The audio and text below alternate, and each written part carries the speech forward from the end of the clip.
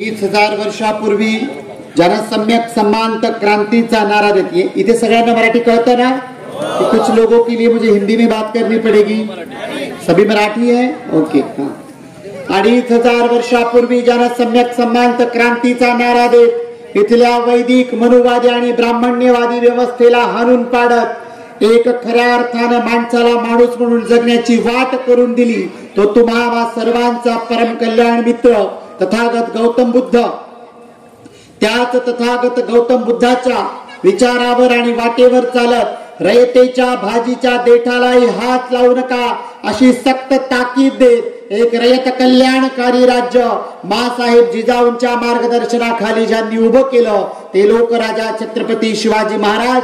त्याच छत्रपती शिवरायांची इथल्या ब्राह्मण्यवादी व मनुवाद्यांनी दडवून ठेवलेली समाधी शोधून काढत ज्यांनी खऱ्या अर्थाने लोकराजा आणि रयतेचा राजा छत्रपती शिवाजी याची आपल्याला ओळख करून दिली ते भारतीय सामाजिक क्रांतीचे प्रणेता म्हणजेच क्रांतीबा ज्योतिबा फुले, क्रांतीज्योती सावित्रीबाई फुले, समतेचे आणि आरक्षणाचे जनक लोकराजा राजर्षी शाहू आणि या सर्वांना आपला आदर्श मानत ज्यानं आपल्या 1922 ते 1956 6 डिसेंबर शेवटच्या श्वासापर्यंत इथल्या तमाम वंचितांचा, बहुजनांचा, इथल्या रंजल्या गांजल्यांचा, पीडितांचा, शोषितांचा आणि खऱ्या अर्थानं मानव कल्याणाचा विचार करत 395 कलमी मानव मुक्तीचा जाहीरनामा लिहिला तो तुम्हा आणि तमाम भारतीयांचा बाप म्हणजे भारतरत्न डॉक्टर बाबासाहेब आंबेडकर आणि त्या सर्व महामानवांना अभिवादन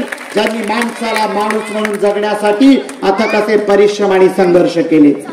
आज वंचित बहुजन आघाडीचे रावेर लोकसभेचे उमेदवार आदरणीय संजय दादा ब्राह्मणे यांच्या प्रचारार्थ या कंडारी गावामध्ये या आयोजित सभेमध्ये उपस्थित सर्व माता भगिनी, सर्व युवा साथी आणि सर्व नागरिक बांधवांनो तुम्हा सर्वांना माझा सविनय क्रांतिकारी जय भीम।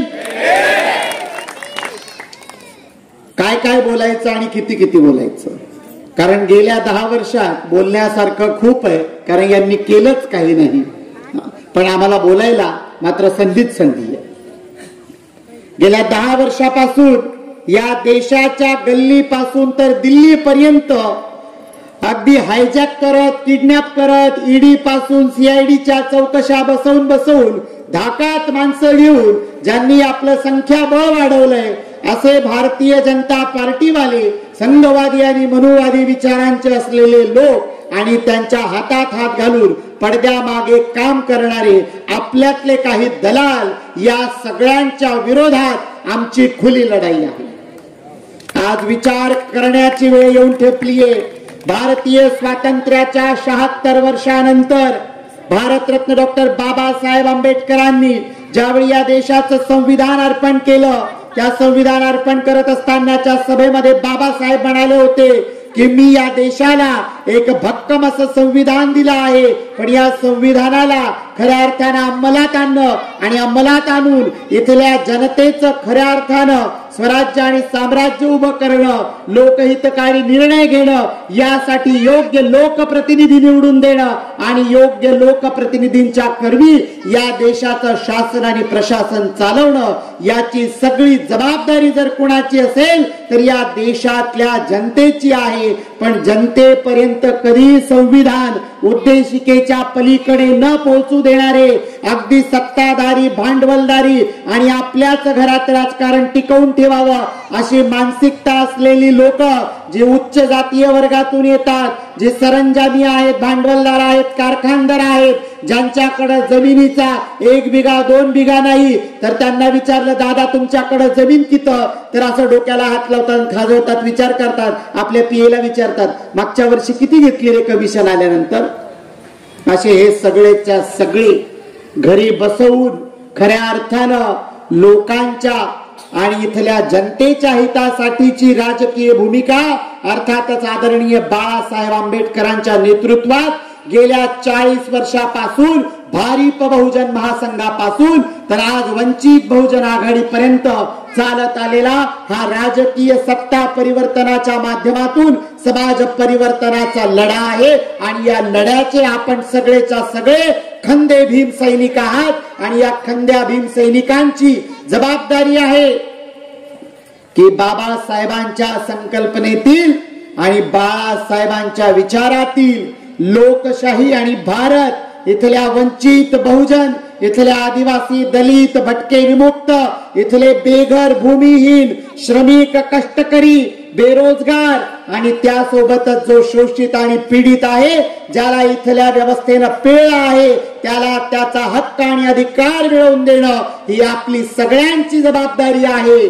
मी नेहमी बोलताना म्हणते, आपण सगळे एकमेकाला भेटले की काय म्हणतो? काय म्हणतो? ऐकू येत नाही, माझा कान लय खराब आहे. काय म्हणतो? बर, जय भीम घालतो ना एकमेकाला आपण? जय भीम म्हणजे काय?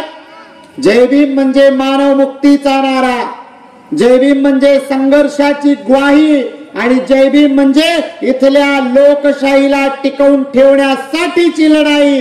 तर जय भीम घालणाऱ्या प्रत्येकाची जबाबदारी की जय भीम फक्त वरवर घालायचं नाही, तर जय भीम म्हणत असताना जबाबदारी घ्यायची, त्या जबाबदारीसाठी कर्तव्य पार पाडायचं. आणि आपण बाबासाहेबांनी सांगितलं होतं, आमचे उमेदवार संजय दादा ब्राह्मणे बाबासाहेबांनी सांगितलेला एक विचार फॉलो करत आज राजकीय लढाईमध्ये सक्रियपणे सहभागी होऊन ते नेहमी बोलत असताना म्हणतो की ताई, झालं असेल 2014ला राजीनामा दिला होता, थोडी वाट चुकलो असेल, पण आता मी माझ्या घरी परत आलोय, कारण मी आंबेडकर, बाळासाहेब आंबेडकरांसोबत राजकीय लढाईमध्ये त्यांचा सैनिक म्हणून त्यांच्या सोबतीने उभा राहतोय.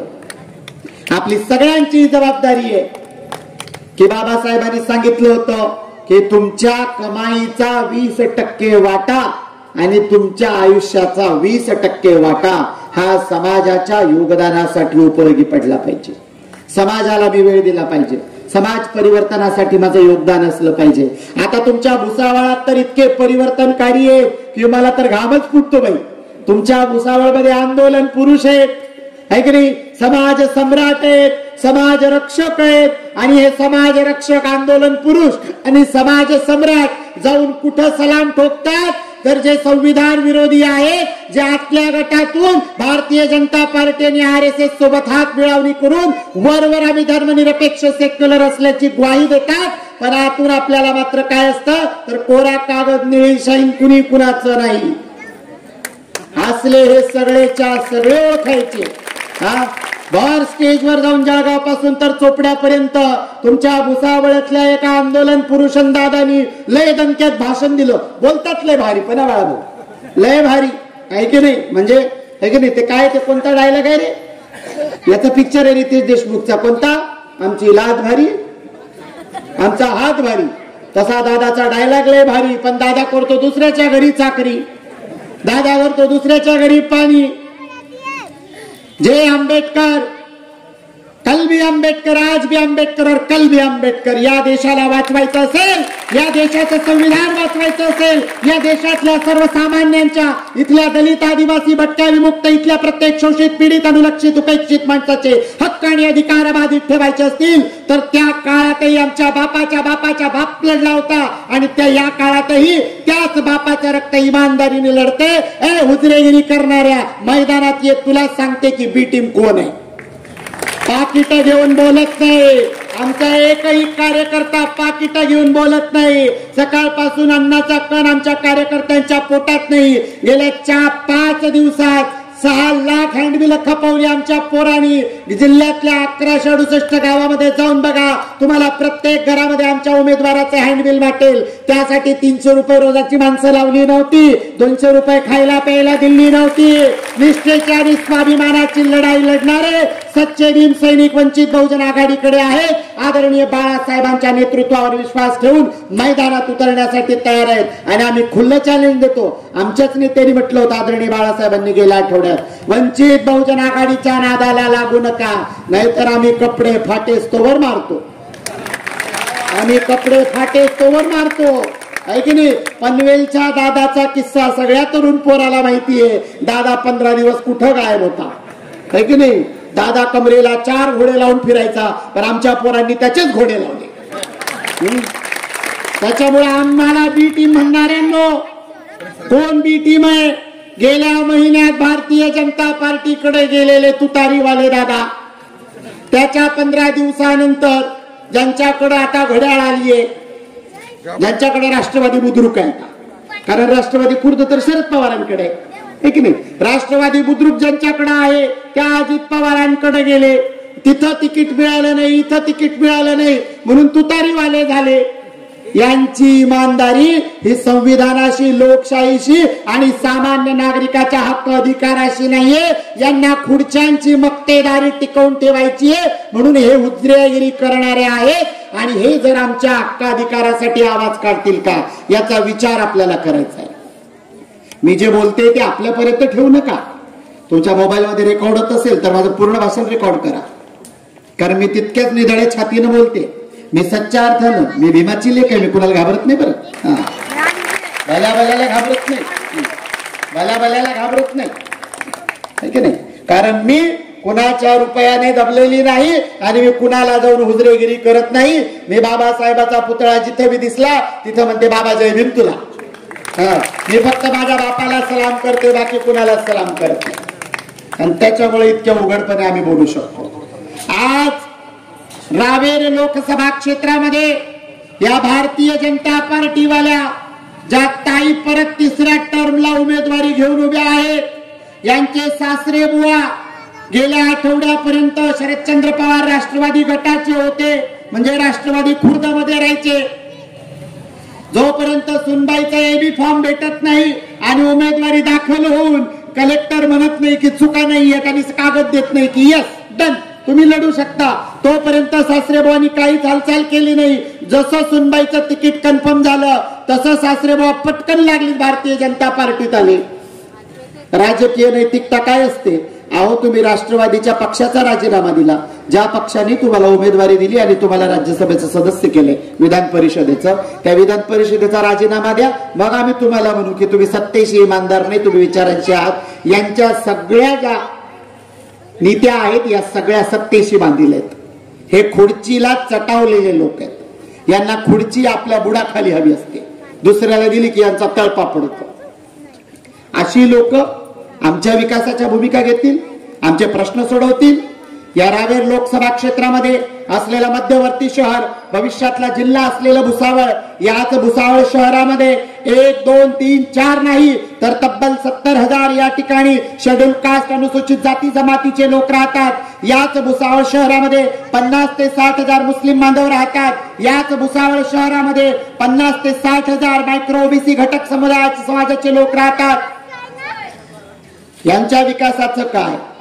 असलेली घरं ताई काढून घेतली. ताईला गेल्या आठवड्यात एका चॅनलच्या कार्यक्रमामध्ये प्रश्न विचारला होता आमच्या बाळाभाऊनी की ताई, भुसावळच्या रेल्वे कॉलनीवर जेसीबी आणि बुलडोजर घातला गेला, त्यावेळी कुठे गेला होता? तुम्ही लोकांचे प्रतिनिधी आहात, लोकांच्या घराला आणि त्यांच्या निवाऱ्याला सुरक्षित ठेवण्याची जबाबदारी तुमची आहे. तर ताईने काय उत्तर दिलं? जागा म्हणजे रेल्वेची होती, केंद्र सरकारची. ताई, तू खासदार आहे, तू केंद्र सरकारशी बोलू शकती, तू सत्ताधारी पक्षाची खासदार होती. जसं तुला तिकीट मिळवायला सासरा दिल्लीला मागच्या दाराने गेला होता, तशा आमच्या बारक्या बुरक्या पोरांची घर वाचवायला पण पाठवलं असतं.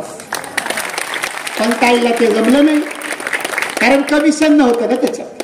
तुमची 15,000 घर वाचली जरी असती तर तिथं काही कामात कमिशन निघत नव्हतं. आणि त्यातल्या त्यात वार्ड कुणाचा? तर आदिवासी, दलित, मुस्लिम, अल्पसंख्याक, भटके विमुक्त, बेघर, भूमिहीन. राहिले काय गेले काय? एवढंच काय? अहो, मतदार यादीतून नावं कमी केली का? तर भीती, पुढच्या इलेक्शनला ही 15,000 मतं जर माझ्या विरोधी पक्षाला पडली तर मला घरी बसावं लागेल. ताई, तुला असंही घर बसवणार होता मी, कारण यावेळी भारतीय जनता पार्टी सोबत असलेली आमची खुली लढाई आहे. या देशातल्या होणाऱ्या ज्या 10 वर्षातल्या घटनांचे क्रम पाहिले तर गेल्या पंचवार्षिकला दिल्लीत बसलेले नरेंद्र दामोदर दास मोदी जे काही घोषणांचा बाजार करतात, त्यांच्या इतका घोषणाबाज माणूस भारतीय इतिहासात एकही झाला नाही. घोषणांचा पाऊस, बाकी त्यांच्या घोषणांच्या पावसाने अवकाळी ढग फिरायला लागले आणि शेतकऱ्याचं नुकसान व्हायला लागले. असली ही माणसं आणि यांचे हे प्रतिनिधी आमच्या रावेर लोकसभा क्षेत्रामध्ये असलेल्या 4 लाख सुशिक्षित बेरोजगार तरुणांचा प्रश्न असेल, 50% मतदारांच्या संख्या असलेल्या महिला वर्गांपैकी 30% असलेल्या आमच्या आदिवासी, दलित, अल्पसंख्याक, मुस्लिम, भटक्या, विमुक्त महिलांचा प्रश्न असेल, ताई साहेब तुम्ही महिला आहात, महिलांसाठी काय केला असा प्रश्न विचारला तर ताईजवळ उत्तर नाही, कारण ताईनी वार्डात सार्वजनिक शौचालय महिलांसाठी, याच्या पलीकडे काही बायकांसाठी केलं नाही. बचत गटाची कामं आम्ही केली असं सांगू नका. ताई जीवोन्नती योजना काय आहे आणि झेडपीच्या योजना काय तेवढं आम्हाला पण कळतं. आम्ही काही शंभरपुष आहेत का? त्या काही खासदारकीच्या कोट्यातून आलेल्या नाहीत. यांना विकास करायचा नाहीये. यांना या देशामध्ये सर्वसामान्यांचे प्रश्न सोडवायचे नाहीयेत. इथले दलित असतील, इथले आदिवासी असतील, इथले मुसलमान असतील, इथले भटके विमुक्त असतील, इथले कष्टकरी, इथले श्रमिक असतील, यांचे प्रश्न सोडवायचे नाहीयेत. या सगळ्यांना, या भारतीय जनता पार्टीवाले असोत किंवा मग भांडवलदार असलेले महाविकास आघाडीवाले असोत, यांना प्रश्न सोडवायचे आहेत. कुणाचे? तर अदानी आणि अंबानीचे. कारण ते यांचे रसद खान आहेत. ते रसद पुरवतात त्यांच्या राजकीय पार्ट्यांना आणि राजकीय पक्षांना. अशा या रसद खानांना जिवंत ठेवून त्यांच्या ताब्यात यांना ही लोकशाही द्यायची आहे आणि इथे या लोकशाहीला नष्ट करून भांडवलशाही आणि ठोकशाही आणायची आहे. आदरणीय बाळासाहेब आंबेडकरांनी गेल्या 2 महिन्यापूर्वी ज्यावेळी निवडणुकांचं वारं नव्यानेच वाहू लागलं होतं, त्यावेळी बाळासाहेबांनी पत्रकार परिषद घेतली आणि सांगितलं की हे जे भारतीय जनता पार्टीवाले सांगतायत की अब की बार 400 पार, यांचे इरादे काय आहेत? आमच्या नेत्यांनी उघडपणे पत्रकार परिषद घेऊन सांगितलं की यांना 400 पार कशासाठी जायचंय? यांचं जर लोकसभेमध्ये बहुमत असेल तर संविधानिक फेरबदल यांना हवे त्या पद्धतीने करून घेता येतील आणि यांच्याकडे मसुदा तयार आहे की यांना कुठले संविधानिक फेरबदल करून घ्यायचे. पहिला फेरबदल, या देशातलं वेलफेअर बंद करणं. वेलफेअर म्हणजे काय? जळगावला समाज कल्याणचं कार्यालय एवढं माहिती आहे सगळ्यांना? हा, हे जे समाज कल्याण आहे हे आहे वेलफेअर. हे सामाजिक न्याय आणि कल्याण विभाग बंद करणं.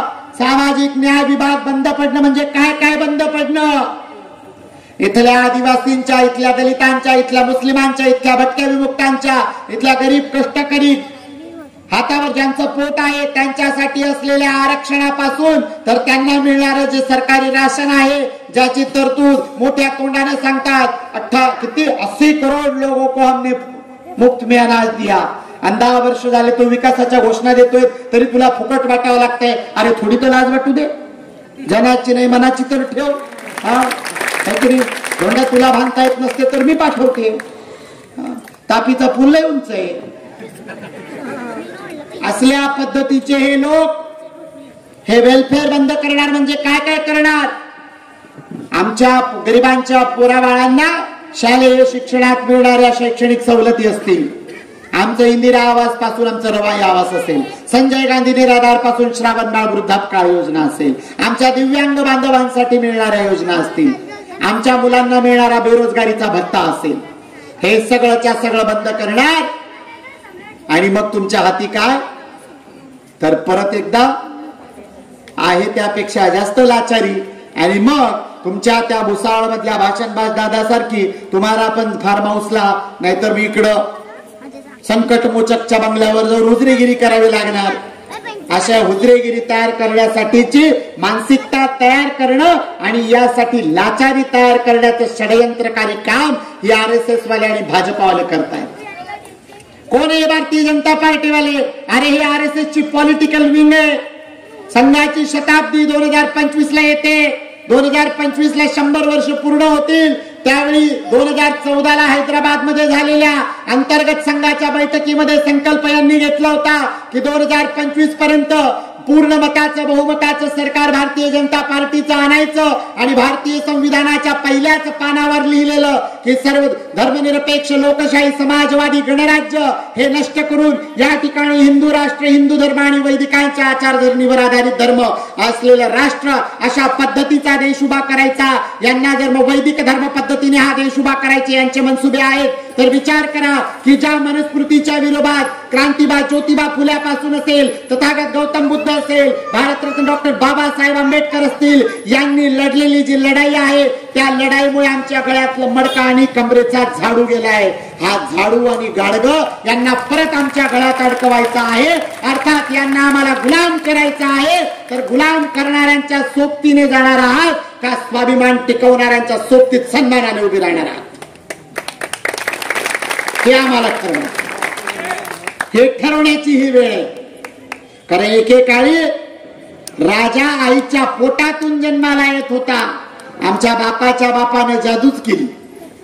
राजा दरवर्षी दर पंचवार्षिकला तुमच्या गावच्या वार्डापासून तर दिल्लीच्या थेट पंतप्रधान पदाच्या सीट पर्यंत राजा जन्माला कोण घालतो, तर आम्ही घालतो. मग आता तख्त बदल दो, ताज बदल दो, बैमानों का राज बदल दो. आणि हे आपल्याला करावं लागणार. यासाठी सोबतीने उभं राहायला लागणार. ही स्वाभिमानाची लढाई आहे. या देशातलं आंबेडकरी बहुजनवादी राजकारण यशस्वी होऊ नये. महाराष्ट्रात आंबेडकरी फुले शाहू आंबेडकरी विचाराचे लोक एकत्र येऊन राजकीय भूमिका घेऊ नये यासाठी करत असलेले महाविकास आघाडीवाल्यांचे मनसुबे अहो किती प्रतिनिधी दिले, कोण दिले. एके बाजूला आदरणीय मनोज भाऊ जरांगे पाटील गरीब मराठ्यांसाठी आरक्षणासाठी लढत असताना या महाविकास आघाडीवाल्यांनी दिलेल्या ज्या सगळ्या उमेदवाऱ्या आहेत त्यात मग आमच्या रावेर लोकसभेचे असलेले श्रीरामदादा पाटील असतील, सगळे सरंजामी आणि भांडवलदार पाटील उभे केले. कोणता गरीब पाटील उभा केला जो गरीब पाटलाच्या पोरांसाठी आवाज उचलेल. किती बौद्धांचे उमेदवार दिले. आरक्षणाच्या सीटा सोडल्या तर रिझर्वेशनच्या सीटांवर उभे असलेले जे बौद्धांचे जे आदिवासींचे उमेदवार असतात ते कोण असतात, तर ते तुमच्या भुसावळच्या भाषणबाज दादासारखे असतात. निवडून आमच्या जीवावर यायचं, आमच्या रिझर्वेशनच्या सीटवर यायचं आणि मागच्या दारानं जाऊन दादाकडून साहेबाकडून कागद घ्यायचा आणि तेवढंच बोलायचं. असले हे सगळे आपल्याला आता शोधून शोधून बाहेर काढायचे. आपला लढा दुहेरी आहे. आपल्यातले बैमान आणि बाहेरचे जे आम्हाला गुलाम करायला निघाले आहेत यांना ठामपणे आपल्या स्वाभिमानाची भूमिका घेऊन सांगणं की तू सांगशील तसं नाही आणि तू म्हणशील तसं नाही. तर ज्या स्वाभिमानाची लढाई आम्ही लढतो आहे त्या स्वाभिमानाच्या लढाईत ठामपणे भूमिका घेऊन आम्ही आमचं राजकीय मत देऊ आणि आमच्या राजकीय मतातून होणाऱ्या सत्ता परिवर्तनातून खऱ्या अर्थाने इथली लोकशाही कायम ठेवू. आमच्या विकासाची दारं कुणी बंद केली, कुणी पळवली लोणी. वामनदादा कर्डकांचं एक सुंदर गाणं आहे, लोणी सारच तिकडं पळव. सांगा आम्हाला टाटा बिर्ला बाटा कुठं आहे हो, आणि सांगा धनाचा साठा ना आमचा वाटा कुठं आहे. आमच्या वामनदादाचं एक गाणं. वामनदादा गेल्या 50 वर्षापूर्वी सांगून गेला ना, आम्हाला अजूनही कळत नाही. कारण आता तुमच्या गल्लीत आहे ना, उद्यापासून लय फेऱ्या वाढतील. दादाची माणसं येतील, ताईची माणसं येतील, असे समोरून नाही येत. आणि त्या चोराला सगळ्या वाटा माहित राहतात. चोराला सगळ्या वाटा माहित राहतात. आणि हे सगळे चोर आहे ना, मामभाऊ मावस भाऊ आहेत. हे सगळे चोर जे आहेत ना, मामभाऊ मावस भाऊ आहेत. तुमच्या समोर भांडल्यासारखं केलतील आणि मायमिली केले लगेच जमिनीत वाटे.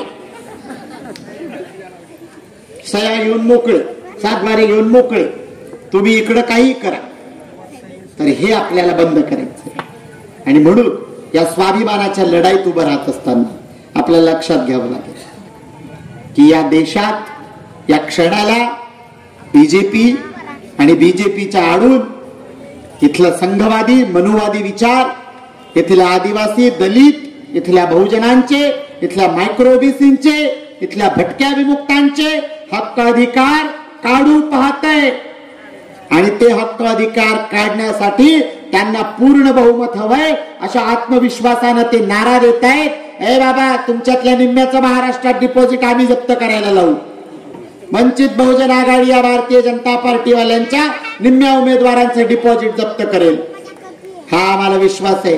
कारण आमच्याकडे लढणाऱ्या आमच्या उमेदवारापासून तर आमच्या गल्ली बोळात गाव शाखेपर्यंत काम करणारा कार्यकर्ता हा तितकाच स्वाभिमानी आणि अढळ निष्ठावान आहे. त्याचा विश्वास आहे की या देशाला इथल्या प्रश्नांना कोण सोडवू शकतं, तर तो म्हणजे एकमेव भक्कम विचार आणि तो आहे आंबेडकरवाद. आणि आंबेडकरवादी राजकीय भूमिकेला घेऊन तो मैदानात उतरलेला आहे. अशा सगळ्या आंबेडकरवादी फुले शाहू या विचाराच्या भूमिकांना घेऊन या देशामध्ये खऱ्या अर्थानं या देशातलं सुशासन, शासन आणि प्रशासन जे भारतरत्न डॉक्टर बाबासाहेब आंबेडकरांनी आपल्याला संविधानाच्या रूपात देऊन ठेवलेलं आहे ते भक्कम ठेवायचं असेल आणि येणाऱ्या पुढच्या पिढ्यांनी जितके तरणे ताठ उभेत ना, हाताच्या गड्या घालून घालून, खिशात हात घालून, गाडीवर बसले, ज्यांची 40 पलटलीये त्यांना दोष देणार नाही, पण जे 40च्या आतलेत ना त्यांना एक उघड चेतावणी देऊन ठेवते की यावेळी जर तुम्ही भक्कम भूमिका घेतली नाही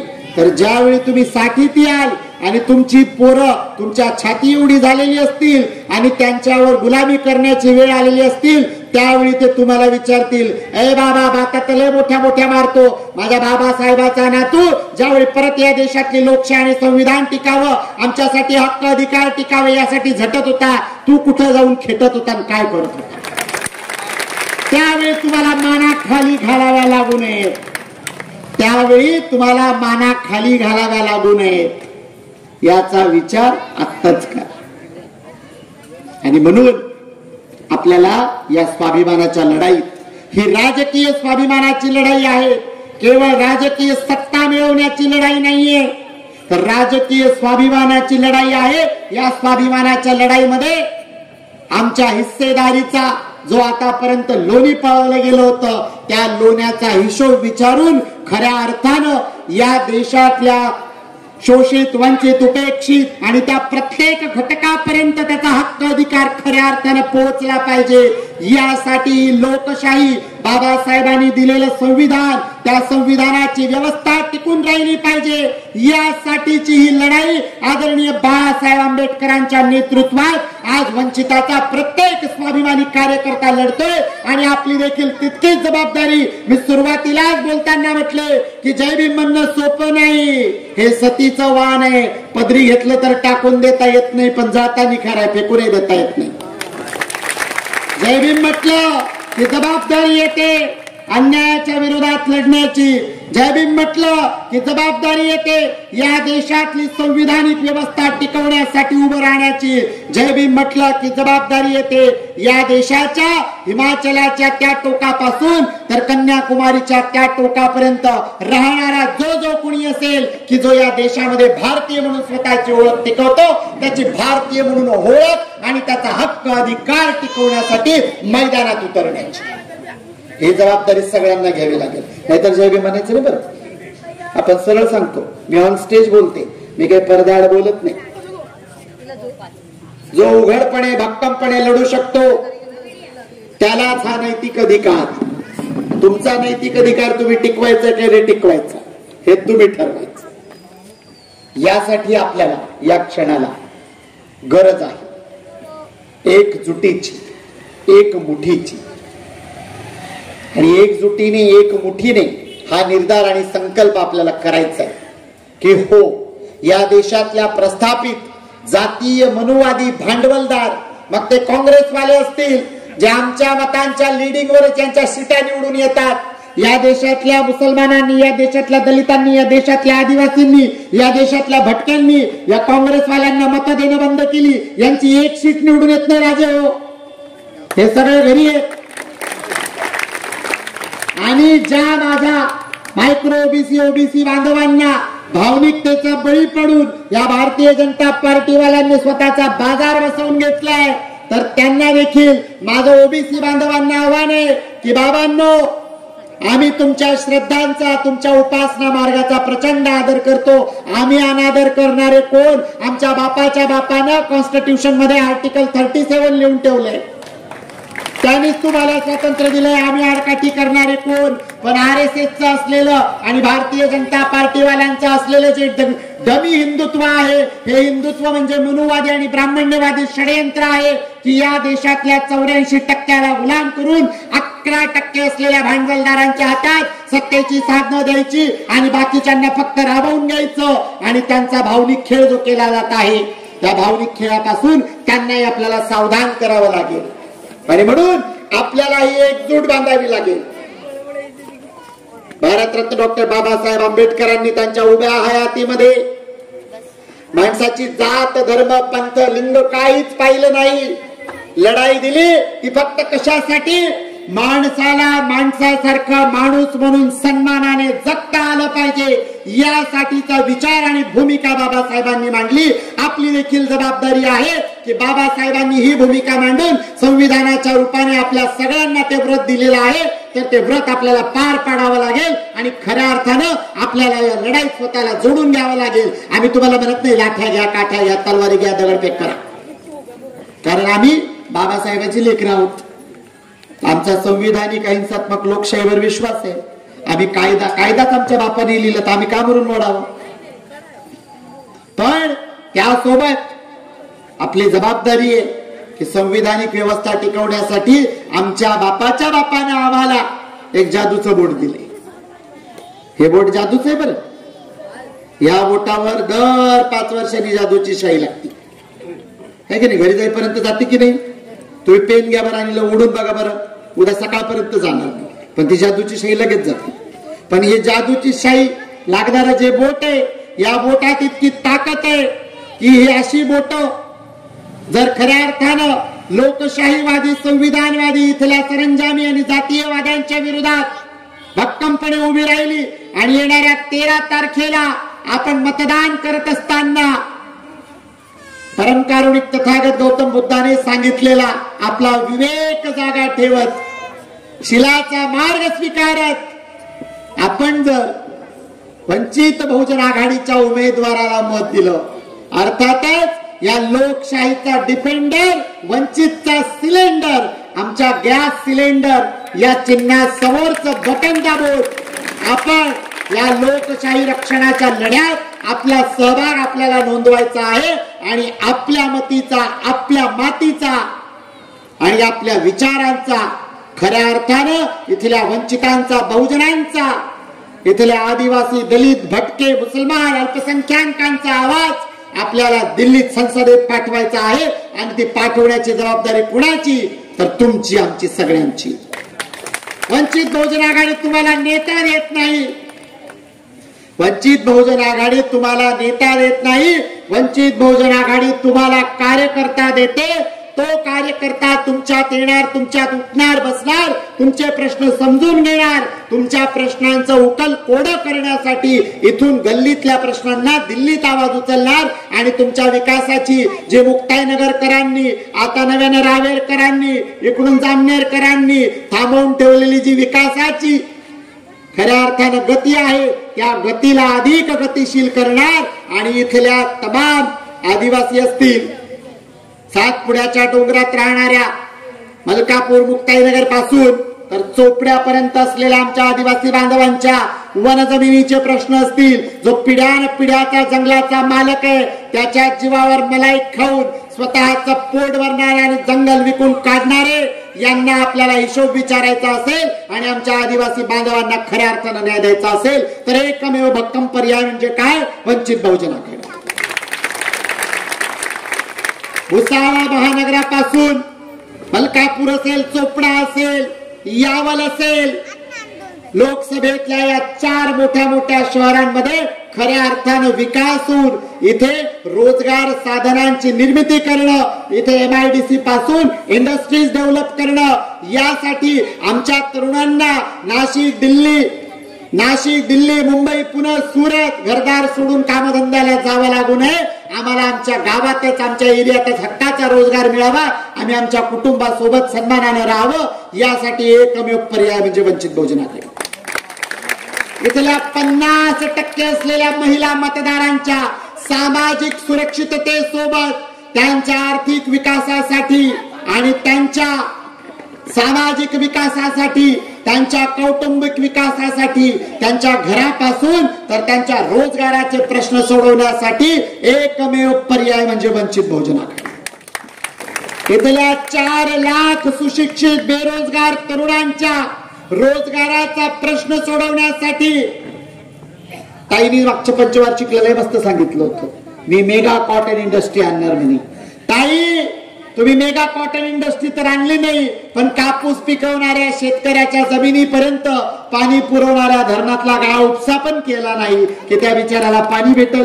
तुमच्या कॉटन इंडस्ट्रीला अमरावतीकरांनी पळवली, पण आम्ही मात्र ती कॉटन इंडस्ट्री आणि त्यासोबत कॉटन पिकवणारा शेतकरी दोघांनाही सक्षम करणं आणि त्यांच्या शेतीच्या विकासासहित त्यांच्या परिसराचा विकास करणं यासाठी वंचित बहुजन आघाडी. आशिया खंडाला केळी पुरवणारा रावेर यावल चोपड्याचा बेल्ट, त्यासाठी जवळ असलेलं भुसावळ सारखं या भुसावळ रेल्वे स्टेशन वरून तुम्हाला फक्त भारतातच नाही तर भारताच्या बाहेर थेट नेपाळ पर्यंत जाता येतं. इथपर्यंत असलेली जोडलेली ही रेल्वे लाईन, पण या भुसावळ शहराच्या विकासाची थांबलेली गती. आता 8 दिवसापूर्वी रस्त्यावर माती टाकायला लागले, खड्डे बुजायला लागले, कारण निवडणुका तोंडावर आल्या आहेत. यांनाच फिरायला त्रास होतो, कारण यांच्या पाठीच्या मणक्यात जास्त गॅप आहे. 40-40 वर्ष झाले खुर्चीवर बसले. आम्ही काय करू? कधी उठून व्यायाम केला नाही, कधी रस्त्याने चालले नाही, जनतेसोबत फिरले नाही, जनतेचे प्रश्न समजून घेतले नाही, जनतेला काय हवं आहे, जनतेला काय नको आहे याच्यावर कधी चर्चा घेतली नाही. त्याच्यामुळे मग पाठीच्या मणक्यांमध्ये गॅप जाणारच आहे. असे हे जे आहेत, ज्यांनी आमचा विकास, आमचा हक्क, आमचा अधिकार आमच्यापासून रोखून धरलाय, या सगळ्यांना घरी बसवण्यासाठी आपल्याला आता भूमिका घ्यावी लागेल. म्हणून जाते शेवटी एवढंच सांगेल की आपण कुणाची लेकरं आहोत? जोरात बोला रे. खरं का? शुअर? 100%? मला तरी उभ्या जन्मात आठवत नाही, म्हणजे मी जेवढा बाबासाहेब वाचलाय की दिलेल्या शब्दावरून माझ्या बापाचा बाप कधी माघारी फिरला नाही. आपण त्याची लेकरं आहोत, है की नाही? आणि जी लेकरं माय बापाच्या म्हणण्यावर चालतात ती लेकरं काय असतात? कर्तृत्ववान, निष्ठावान. आणि जे ऐकत नाहीत ती काय असतात? तुमच्यात कुणीच बोलणार नाही जोरात, सगळ्यांचं होटावर आहे. आता आपण काय व्हायचं हे आपण ठरवायचं, है की नाही? आपण काय व्हायचं हे आपण ठरवायचं, है की नाही? पाकिटमार दादानी दिलेल्या भाषणातून ऐकायचं का तोड्या पाण्यावर पोट भरणाऱ्या दादाचं ऐकायचं? या दादाचं निष्ठेशी आणि इमानाशी घेणं देणं नाही.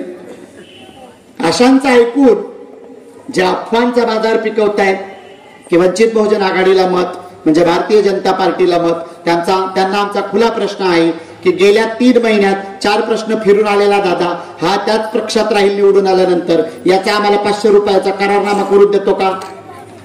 कारण याच्यातले सगळेचे सगळे जर आपण पाहिले तर गेल्या 3 महिन्यापूर्वी जे राष्ट्रवादीच्या घड्याळासोबत होते ते आता कमळाबाई सोबत हातात घालून फिरतायत. जे गेल्या 2 वर्षापूर्वी धनुष्यबाणावर निवडून आले होते ते आता कमळाबाईच्या हातात हात घालून फिरतायत. आणि मग आता ज्यांना नुकतीच तुतारी मिळाली आहे ते इकडेच तुतारी वाजवत राहतील का कमळाबाईच्या दारी जाऊन सलाम करत बसतील? लिहून द्यावा आम्हाला बॉन्डवर. अरे राजे हो, यांची निष्ठा फक्त खुर्चीशी आहे. बँकेत भरलेला पैसा वसुली करण्यासाठीचा कारभार करण्यासाठी यांना जनसामान्यांच्या प्रश्नांचं काहीही पडलेलं नाही. इथल्या सर्वसामान्यांच्या हक्क अधिकाराविषयी यांना काहीही वाटत नाही. यांना खुर्ची स्वतःकडे टिकवून ठेवायची, यांना स्वतःचं भांडवली राजकारण टिकवून ठेवायचंय. अगदी दूध उत्पादक सोसायट्यापासून तर गावच्या पतपेढ्यांपर्यंत एकीकडे जावाई, एकीकडे सुनबाई, एकीकडे बाई स्वतःच्या घरची बाई, एवढंच सगळे घराणेशाही. बाकी तुमच्या आमच्यापर्यंत काहीच नाही. तुमच्या आमच्यापर्यंत जो दादा अफवांच्या कंड्या घेऊन येतो त्या दादाला भरभार पाकिट मिळालेलं असतं. आता असा पाकिटमार दादा आणि त्याचा मालक यांना सगळ्यांना पळवून लावायचं आणि स्वाभिमानाच्या आणि सन्मानाच्या या लढाईत आपण यावेळी उभं राहू आणि हा भीमसंकल्प करू. संकल्पही साधा सुद्धा सांगत नाहीये. संकल्प कोणता? भीमसंकल्प की रावेर लोकसभेचा 4 जूनला उधळणारा गुलाल हा स्वाभिमानाचा असेल, सन्मानाचा असेल आणि निष्ठेचा असेल, एकतेचा असेल. हा संकल्प आपण करूया आणि खऱ्या अर्थानं इथली लोकशाही वाचवण्यासाठी आपलं योगदान देऊया. इथल्या वंचितांच्या लढ्यामध्ये आपण सगळे सहभागी होऊया. एवढं बोलून थांबते. मला आपले विचार मांडण्याची आपण संधी दिली.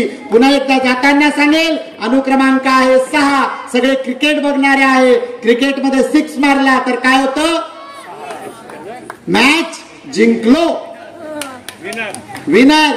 तर क्रमांक आहे 6 नंबरचं बटन दाबायचं. गॅस सिलेंडर, नाव काय आहे?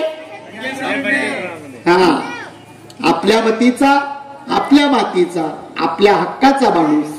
आपले प्रश्न मांडण्यासाठी आपल्या विकासाची गती ज्यांनी थांबवलेली आहे, त्या गतीची चाक, त्या चाकात असलेले खिळे काढून त्या गतीला विकासमान करण्यासाठी आपण सगळे वंचित बहुजन आघाडी सोबत उभा राहाल हा विश्वास घेऊन आदरणीय बाळासाहेबांना संसदेमध्ये त्यांचा आवाज बळकट करण्यासाठी आदरणीय बाळासाहेबांसोबत उभे राहाल, बाळासाहेबांसोबत आपला प्रतिनिधी पाठवाल, हे तुमच्या सगळ्यांकडून एक आश्वासन घेऊन जाते आणि तुम्हाला शब्द देते की आम्ही सत्तेत नव्हतो तरी तुमच्या सोबत होतो, आम्ही सत्तेत आलो तर यापेक्षा दुपटीने तुमच्या सोबत राहू. आम्ही कालही होतो, आजही आहोत, उद्याही राहू. सर्वांना माझा सविनय क्रांतिकारी जय भीम.